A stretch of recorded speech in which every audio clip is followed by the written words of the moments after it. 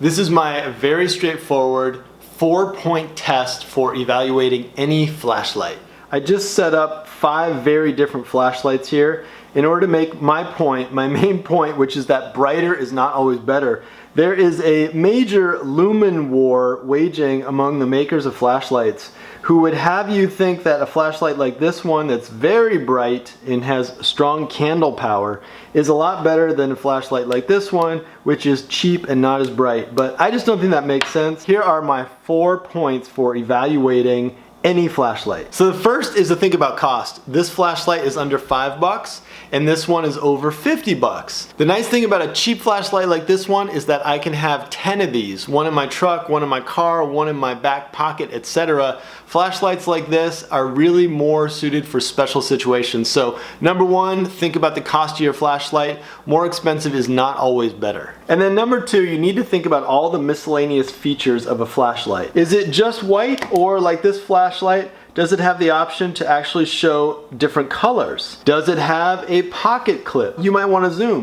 This is a cheap flashlight which is fairly bright and has a zoom. You might want a waterproof flashlight like this guy. It has a simple push button start. I'd much rather have this flashlight in my pocket, obviously, than this big boy. Think about all the many features of your flashlight. Again, it's not just about brightness. And then number three, you gotta think about your beam type. Every flashlight has a different type of beam. Whatever you see out of this flashlight is a simple disc, and the disc is lit up exactly the same in all places. There's no light degradation. Again, this is that really cheap under $5 flashlight. This one, for instance, has a bright focal point in the middle, but then there's a gradation of light from the brightness out to a dimmer exterior of the circle. And then this one is similar to that guy, it's just a lot brighter. This one does pretty much the same thing. It has that bright center in the middle and then light degradation out on the sides. And then this one is much more like the first. It has a big cone of light that's zoomable, which is even across the whole thing, so there's no focal point in the middle.